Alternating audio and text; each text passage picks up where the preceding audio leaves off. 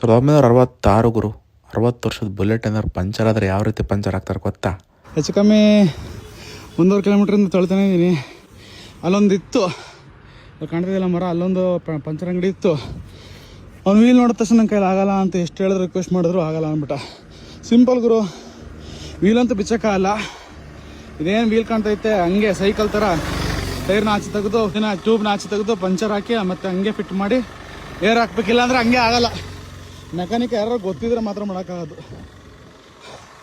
ಇನ್ನು ಅದೆಲ್ಲೋ ಅಲ್ಲಿ ಆಟೋ ಹೋಗ್ತಾ ಇದೆಯಲ್ಲ, ಅಲ್ಲಿದೆ ಅಂತ ಪಂಚರ್ ಶಾಪು. ಈಗ ಅಲ್ಲಿ ಕಳ್ಕೊಂಡು ಹೋಗ್ಬೇಕು.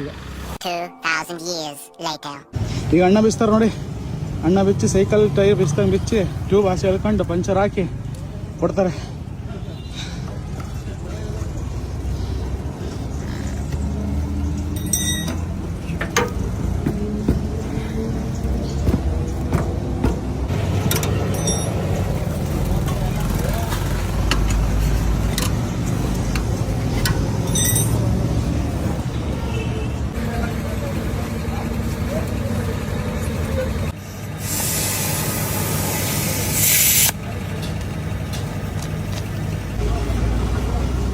ಪಂಚರ್ ಹಾಕೋದ್ರು ಕಣಪ್ಪ. ಈಗ ಮತ್ತೆ ಟ್ಯೂಬ್ಗಳ ಒಳಗಾಗ್ತಾ ಇದ್ದಾರೆ.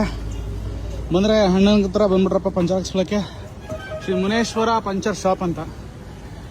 ಕೆಲವ್ರು ಆಗಲ್ಲ ಅಂತಾರೆ, ಇವರು ಬಂದ ತಕ್ಷಣ ಆಗಲ್ಲ ಅನ್ನೋ ಮಾತೇ ಇಲ್ಲ ಪಾಪ. ಈಗ ಹೇಳಿದ ಒಂದೇ ಮಾತಿಗೆ ಹಾಕೊಡ್ತಾವ್ರೆ. ಸೂಪರ್. ಪಂಚರ್ ಆಯಿತು ನೋಡಿ, ಇದೇ ರೀತಿ ಪಂಚರ್ ಹಾಕ್ಸೋದು. ಯಾಕೆಂದರೆ ವೀಲ್ ಎಲ್ಲರ ಕೈಲೂ ಬಿಚ್ಚೋಕ್ಕಾಗಲ್ಲ ಇವು, ಅದಕ್ಕೋಸ್ಕರ. ವೀಲು ತುಂಬ ಕಾಂಪ್ಲಿಕೇಟೆಡ್ ಬಿಚ್ಚೋದು. ಓಲ್ಡ್ ಮಾಡಲ್ ಬುಲೆಟ್ಗೆ ಇದೇ ರೀತಿ ಪಂಚರ್ ಹಾಕೋದು. ಸೈಕಲ್ಗಳು ಹಾಕ್ತಾರಲ್ಲ ಹಂಗೆ ಹಾಕ್ತಾರೆ.